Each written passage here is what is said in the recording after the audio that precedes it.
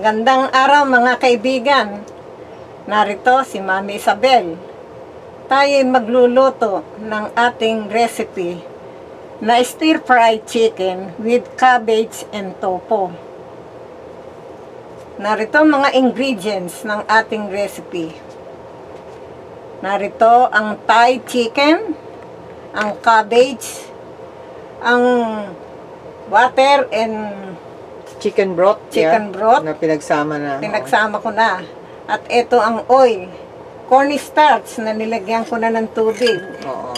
At ang ating green beans, red pepper, ang ating tofu. Ito yung bell pepper mo yan. Bell pepper. Oo. Narito ang sibuyas, soy sauce, bawang, asin at paminta, at ang ating lea parents, sesame oil, at ang ating asukal.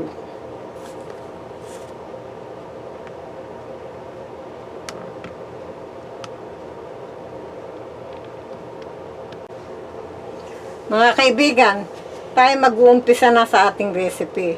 Pero tayo magmamarinade muna nitong ating manok. At i-standby muna natin. Hinggan natin ng paminta at saka asin.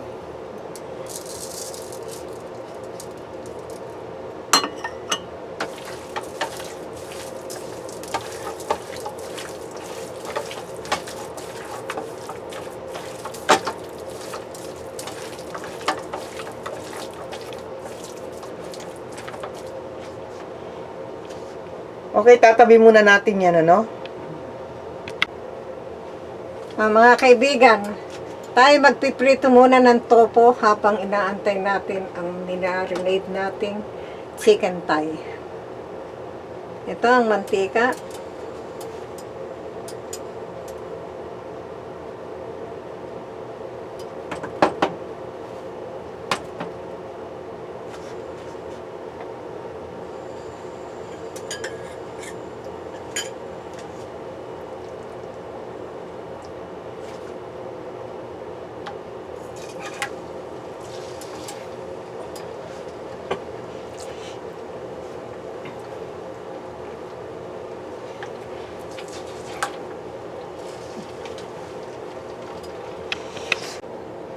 Mga kaibigan, naprito na natin ang ating tofu.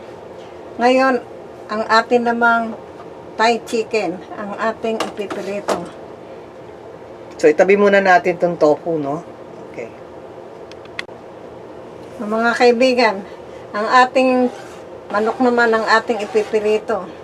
Okay, yan Sa yung... pinagprituhan natin ng ating tokwa, doon din natin ipiprito ang ating manok.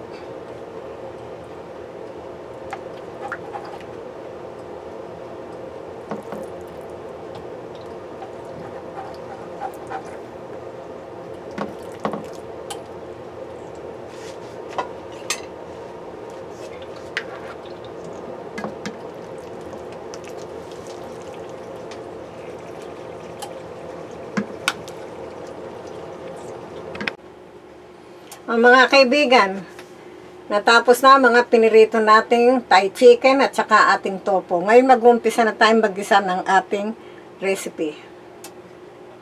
Ito mantika.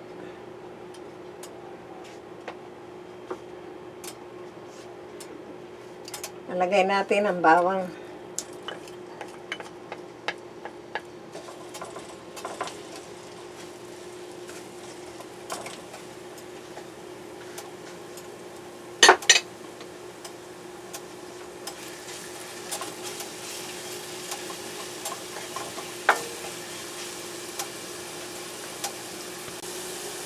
Ito, medyo brown na ang ating bawang. Ito na ating sibuyas.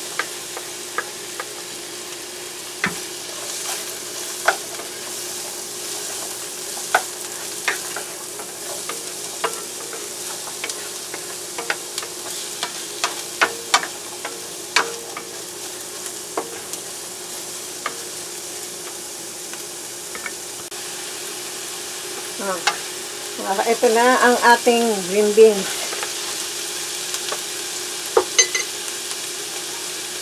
Ito na ating cabbage.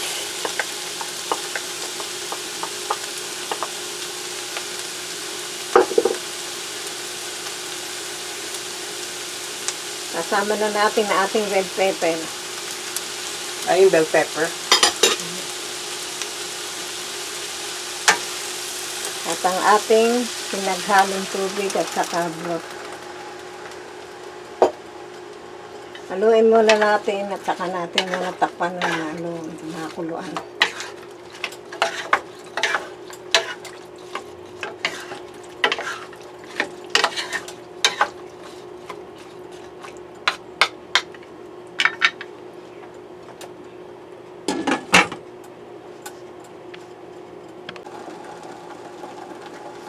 Mga kaibigan, lalagay muna natin ang ibang ingredients nito. Ito ang soy sauce. Ito ang reappearance. Hindi, sesame yan. Yan ang ano, Ito, reappearance.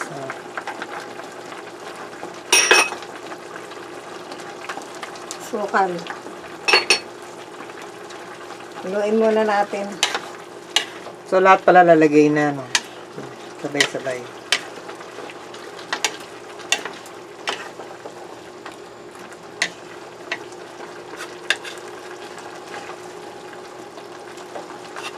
Ayan muna natin kumulo.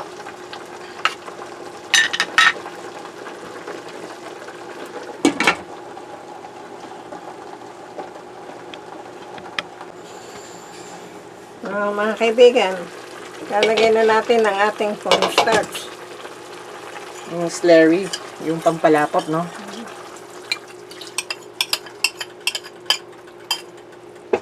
Kasama na natin ang ating manok. Ah, yung naprito na. Ito na ang ating tokwa. Sama-sama na para pagkakon. Haluin natin.